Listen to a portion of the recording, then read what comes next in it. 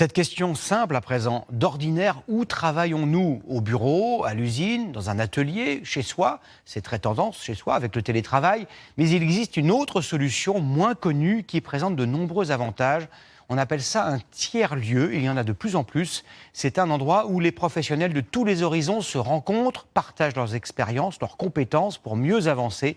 C'est le grand format de ce 20h, tourné près de Montpellier. Il est signé Florence de Juvigny et Jean-Vincent Molinier. Il suffit de tendre l'oreille pour s'en rendre compte.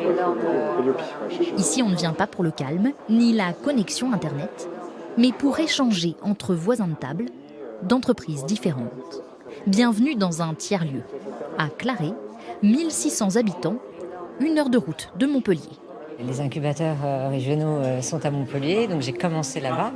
Sauf que moi, très rapidement, ça ne me semblait pas pertinent de faire tous les jours cette route, de perdre 2 heures de ma vie. Et on s'est rendu compte qu'il y avait de la réalité virtuelle aussi, des imprimantes 3D à Claré, et que donc les territoires, même petits, ont des ressources incroyables. Échanger des conseils, partager son expertise. Sur place, il y a aussi un Fab Lab, un laboratoire de fabrication numérique avec une graveuse laser et des imprimantes 3D. Cette maquette de la région servira pour l'étude de projection climatique. Il y a une des personnes du Fab Lab qui construit les machines, donc il y a les ingénieurs qui les règlent. Moi, je leur fournis un fichier qu'il faut transformer pour qu'il puisse être lu et compris par l'imprimante 3D pour créer ces maquettes.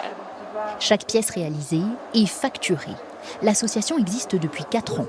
Investissement de départ, 100 000 €, subventionné à 80% par l'Union européenne, la région et le département.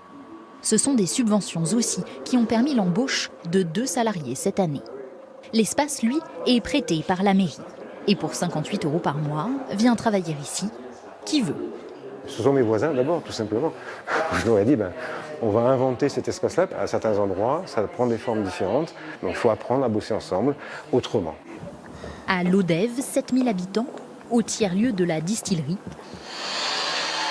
Ce ne sont pas que les bureaux qui sont partagés, mais aussi les ateliers. Si j'étais seul quelque part dans un atelier, je pense pas du tout que j'aurais la même énergie, la même envie de faire tout ça. Oui, c'est parce que je suis entouré d'artistes, d'artisans, qu'il y a de l'échange, que ça marche et que ça me donne envie. Il est ici en résidence. Son loyer est de 100 € par mois. La contrepartie, chaque membre de l'association peut se former ou utiliser les outils. Les grainées, en fait, c'est juste... Elle est en reconversion dans l'ébénisterie. Elle a quitté Montpellier pour se lancer ici. On ne sait pas par quelle boule prendre, est-ce qu'il faut investir dans des machines, on n'a pas forcément de réseau. Le fait d'être dans un atelier partagé, on a comme des mentors, des gens qui sont passionnés par leur métier, qui aiment ça et qui ont envie de transmettre. Du coup, c'est très rassurant. Et au cœur de tous les échanges, la cantine avec sa boulangerie. Moi, ce qui m'intéresse, c'est de sortir du bureau, de venir prendre un café ici, de rencontrer des gens que je ne connais pas. Enfin, l'ensemble des lieux est vraiment en lien avec les autres et on s'installe ici parce que on a ce fonctionnement-là finalement à cœur. Ça dépendra du bois que tu utilises. Ces jeunes, eux, sont en stage pour 1 mois.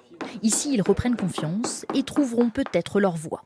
Il existe en France 2500 tiers-lieux. Plus de la moitié sont installés en dehors des grandes villes.